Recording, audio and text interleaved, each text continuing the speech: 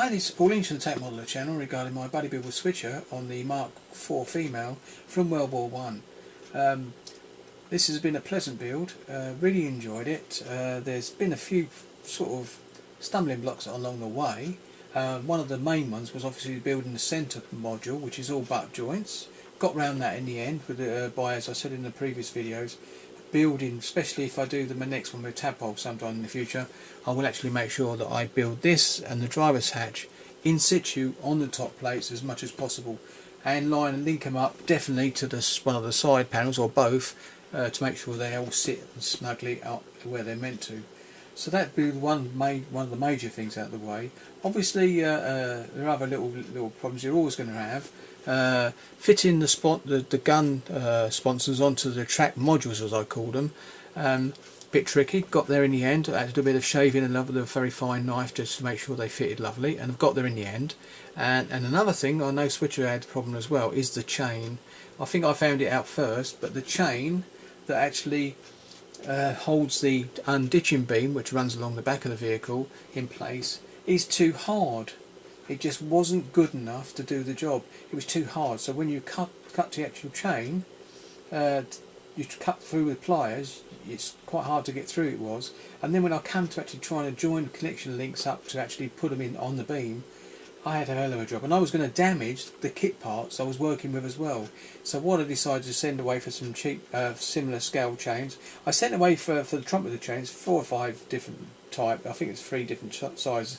Found the one that matched more or less the same size as the one I got, and then used that. It was still firm though, it was still very firm, but at the end of the day I got there in the end and managed to do it. And I know Switcher said it took, I think 2 hours, I think Switcher said, playing with that, with the chain he had as well. So it is one of those things that can be a bit awkward, but be careful and you're okay. But I would suggest, unless Tacom actually change the chain to something softer in the future, which I think they should do, to make life easier for younger modelers as well as us oldies, I would actually suggest getting a different chain and try and get one to match the size that you've got. So that's what I would do myself. What else was there? Rest of the vehicle, I've weathered it up, and I think you've seen some of this on the previous video.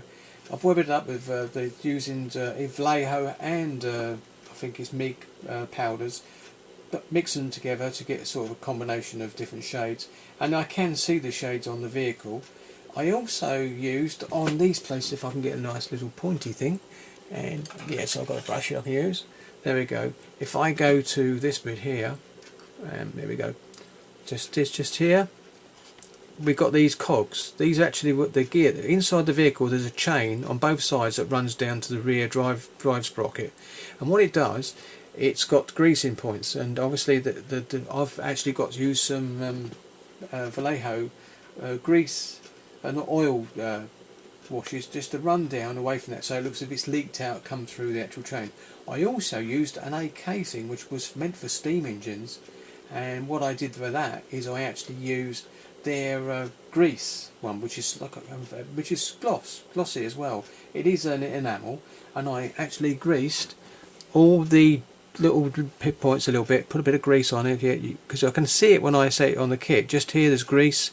There's grease on there everywhere. There's actually a movement pivot, like on these shackles on the back, on the front. I also put grease on this. There's just here, I think I'll probably use this here, just there, and on the actual bolt that adjusts the slackness of the tracks on the vehicle to tension it up so it's not too loose, otherwise it could throw a track quite easily. So did that on both the insides as well, and put grease on it, and it actually gives a bit of a greasiness to the actual bolt, so I'm really pleased with that. The weathering, I see, you've got all the pigment powders over the sponsons on top, where the actual dust and soil would drop down on top of the sponsons, and along the inside of the track there as well, on the body in the middle. I've actually done that, and I've actually spread a little bit over towards the middle in places where it's actually moved, and the crew have moved it with by their muddy boots, as it were. The machine guns, I've got a bit to wipe off there, but there's a bit of see it, they'll come off there. I'll do that later. That's a bit of pigment, dry pigment sitting there. I'll wipe that off. They need dry brushing to give them a bit of a shine, but other than that they're okay. I think you can just see the rustiness of the exhaust. Not overly done for myself, because this is meant to be a semi-new exhaust really. A vehicle's not been out the front very long, so it's actually just starting to get the early signs of rust. And of course they will do rust pretty good, because the metals weren't so good as they are nowadays. So that's happy. I'm happy with that. I did put some dirt, and I think Spritcher's definitely done it with his mud, but there's some little holes here at the back on the sponsons, so when the vehicle reversed up, any mud would be kicked out and would damage the drive system inside the actual track modules. Will actually clear and drop onto the plate there. Now what I've done is, it looks like some of it's been removed, but basically it's still left there. You can also see some, I think, in there where it's dropped down into the groove there as well. I put some there on both sides, obviously not just the one side. So that's dried mud as well.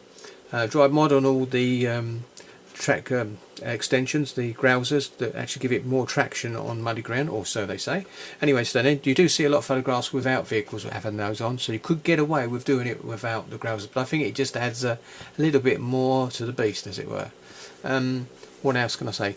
On the roof, I don't know if you can see it there, I have actually put a tarpaulin there. I had a bit of lead was it from a Christmas last year? We had a packet KP peanuts, that's it, and inside those, when you lift the lid off, they've got a seal, and that aluminium foil on there is nice and thick, and I did keep some of it, and I've run out now, but anyway I will get some more, but because I like big KP nuts. But what I did is I folded it up, then gave it a Mr. Surfacer spray coat, fine one, to give it a good coating to surface them, and then I painted it in the Vallejo's tarpaulin colour from Panzer Races. If I remember rightly, I'll put the number down, but anyway, painted that. And then what I did, I used the oil stains and fuel stains plus the grease stains from the two washes that I mentioned earlier, the grease and the grimy one, and it gave it a nice worn effect. It looks as if the sheet's been unrolled onto the ground. They've done some work on a mechanical piece, folded it back and shoved it back up there for further use. It's got 5 flimsies on the top. All of them have got letters on, but you can only see 2 really, the way I've stacked them on there. I put them in place with the rocket glue, car glue, which is really good. And if I can put it in now, you can see it. Yeah, if I go like that, you'll see it. That's the one I used. I also used that for the run a little bit of along the chains. It actually makes it nice and stiff, and it stays in place, so it doesn't actually move anymore. So that rocket deluxe materials rocket car glue is brilliant for that, and it dries clear. It can be used for windows. If these were little glass bits inside, you can actually run a brush in there and give you a nice clear at the end and put a nice bit of glass in there. And I might be using that for my Panther later on. I'm not sure which way to go. I can do that later. But anyway, but as you can see, I put grease on this bit here as well. Just gives it a little bit of a shine from where they've had the grease on it, to allow any shackles that go on it to move it freely and easily. What else can I say? I think that's it really. I did put some scratches across here, chips along the actual unditching beam, but I only done that because the crew have been up there banging things around and haven't done it. I know Switcher put a bit of lead pencil, I think it is, one of his pencils across to give a bit of wear where it's actually been run up and down, but my beam hasn't been used, so it's been sitting there and waiting for the day when it will be used. So it would run across the vehicle, but I haven't. That's why I haven't put too much work. But it chips a little bit where people have damaged it, but other than that, a bit around the front has been knocked as well. So, and that's what I've done with it. So that's what I've done. If I can brighten this up a little bit. No, I can't. Anyway, so that's okay. But anyway, so you can see what I've done. I will do some photographs to do it. I don't know whether I can actually lower this down a bit now to give you a bit more of a wrong one. That's good. A bit silly, wasn't it? So if I come down slowly. Come down a bit lower and then go up a bit. Give you a bit more of a view that way. There you go. So you can see a bit more there. So anyway, that's the end of my final reveal of my Tacome Mark 4 female tank from World War I. And I'm really looking forward to seeing Switcher's final reveal. He's doing his at the same time as me, and we're waiting until Thursday to put it up. We both agreed that, it makes it easier. I think he's going to wait for mine to appear, but I'm not too bothered if he puts his up first, because we're both doing it together, so it's not a problem. So I'm just going to bring the light over a bit more now. There you go. I don't know if it's going to make any difference. There you go. So, but you can see, just the last thing, you can see some, all around here is little chips all around this area. I can see them. Scratches when the doors, because those are the doors that go into the vehicle from underneath the gun modules there on either side.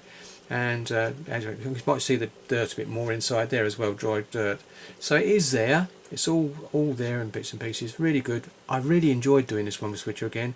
This is my second build with Switcher, and I really thoroughly enjoyed it. And we are planning to do some more. But Switchers wants to get on with his diorama in regard to his Mark 4, because he's obviously putting these in the trenchable thing. He's been painting figures and everything. Fantastic job he's doing. So if you go to his website, just put Switcher on your search engine, you'll find it straight away. He's doing a really great job on that, and it's fantastic. So looking forward to that. I've been following them as I go through, and praise be due for all that stuff he's doing there. It's great. Right, so my next build after this now is the Panther I'm finishing, which I did do a quick video on that, and I'm sorry about that one because I didn't actually do a really good job, because that was when I started building before I was on doing things on YouTube. Even though I was a member, I hadn't put anything up. As I said, Switcher got me into this, so it's great. So I will be doing it. I've actually black primed the Panther now, and it's called a Black Panther at the moment because it's black, but it's looking nice now. I've got one or two little areas to clean up, which I realised once I sprayed it. One's on the turret near the front. I've actually wired the smoke discharges on that, so that'd be interesting. Bit of a pain. You couldn't find no photographic evidence of how it was done, but I used a bit on a Tiger and used a bit of common sense and hid the wires underneath, so they're there. Anyway, back to this then. So thank you very much for watching this, and like I said, this is the final reveal, so there'll be no more updates on this vehicle, even though I will be doing a bit of shine on the guns, and like I said earlier on, what else was it I was going to do? Oh yeah, do a bit of dirtying up on the actual gun mount under front, because it's got that ball joint, and to me it just looks a fraction too shiny, so we'll deal with that as well. But thank you very much for watching this, and I hope everyone's okay, and for anyone that's a subscriber, thank you for subscribing. Great. So I'll see you next time. I'm just going to let it run around a couple more times, and then I'll see you next time. Bye.